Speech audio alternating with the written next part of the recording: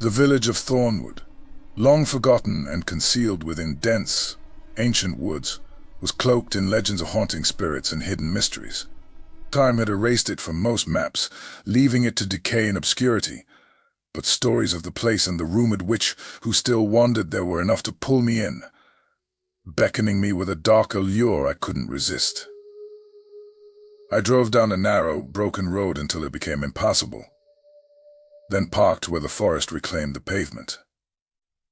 As I stepped out, a sharp chill clung to the air, settling uneasily over me like a warning.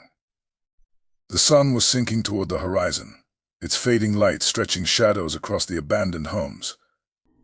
The village stood silently beneath a canopy of towering trees, their branches interlocking overhead, giving the place an oppressive, watchful feel. Everything smelled damp and earthy, and the wind stirred through the leaves, murmuring like voices just beyond hearing. I walked slowly, my footsteps loud in the eerie stillness. Houses in various stages of collapse lined the empty lanes, their wooden walls buckling and roofs caving in, as though they'd grown weary of standing. Broken windows stared out like hollow eyes, and old fences, half consumed by creeping vines, slouched under the weight of years gone by. It was a place lost to time, holding on to its secrets like a curse, and I was about to uncover what lay hidden within. As I wandered deeper, a low moan of the wind curled through the streets, sounding eerily like a distant lament.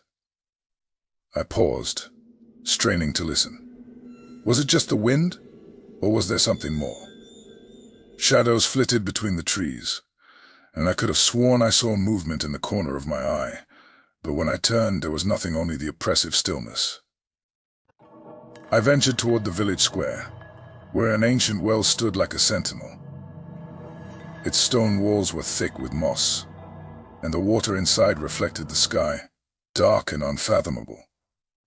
I leaned over the edge, peering into the depths, and felt an unsettling sensation as if I were being watched from below. I quickly straightened, shaking my head to clear the strange feeling. The well was just a relic, a remnant of a time long gone. The village square itself was marked by a statue of a woman, long forgotten and worn by the elements.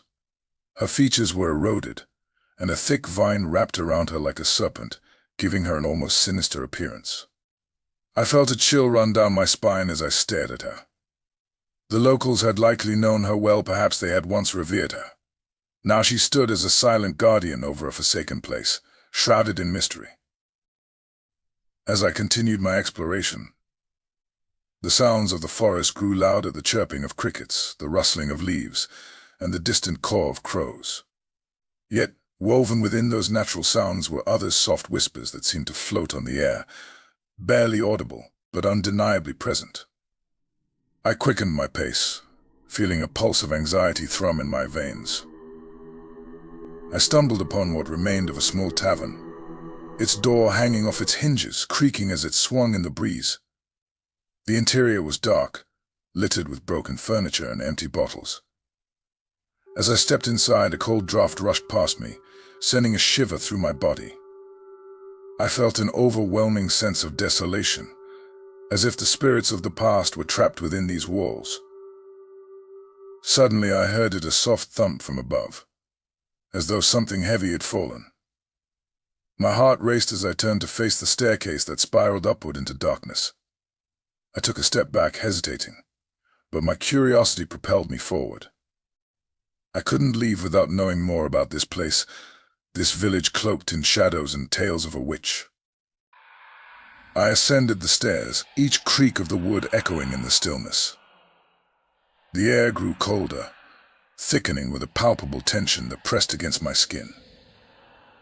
I reached the landing and found a narrow hallway lined with doors. Each one was closed, yet I could feel something emanating from behind them, an energy that was both enticing and terrifying. I moved to the next door and pushed it open, revealing a room cloaked in shadows. Old furniture lay in disarray, and the walls were adorned with strange symbols. A chill swept over me as I entered, the air thick with the scent of mildew, and something else, something acrid and bitter. I stepped cautiously inside, taking in the remnants of the room.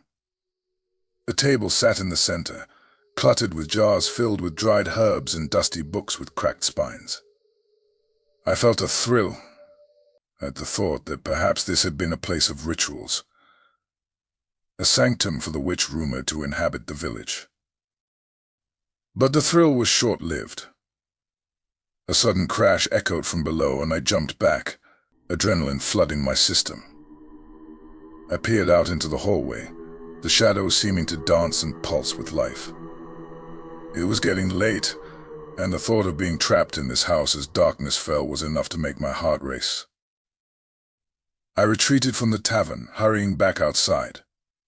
The twilight was deepening, and a thick fog began to roll in from the surrounding woods, enveloping the village in a ghostly embrace. I could barely see the outlines of the buildings as I navigated through the haze, the world around me transforming into another worldly landscape. My instincts pulled me toward the grandest house in Eldergrove, the one rumored to belong to the witch. It loomed at the end of the main street, a shadow among shadows.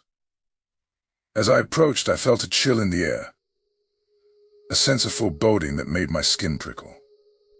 The house was more dilapidated than I had imagined, with ivy strangling its walls and the roof sagging under the weight of neglect. The door stood slightly ajar, creaking as it swayed in the wind. I hesitated at the threshold, a knot tightening in my stomach. But my curiosity won out. I had to see this place for myself. I stepped inside, the darkness swallowing me whole. The air was thick with dust and the scent of damp wood.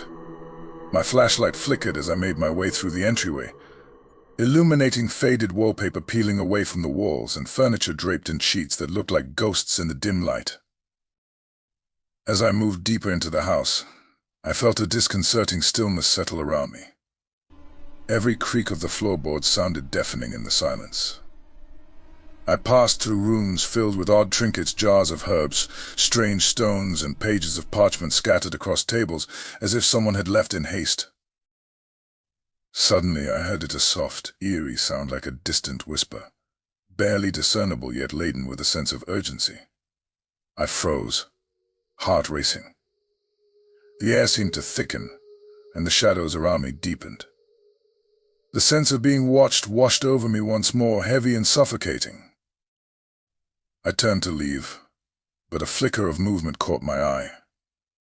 My breath hitched in my throat as I saw a shadow flitting across the wall, a figure clothed in darkness.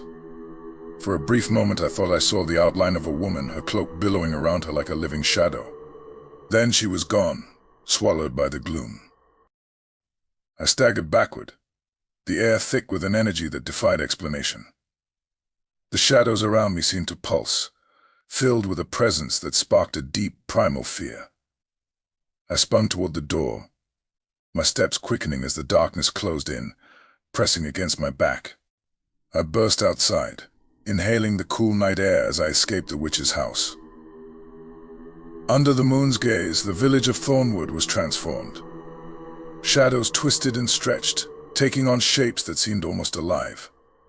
I bolted toward my car, the sound of my heartbeat drowning out the eerie whispers that trailed behind me.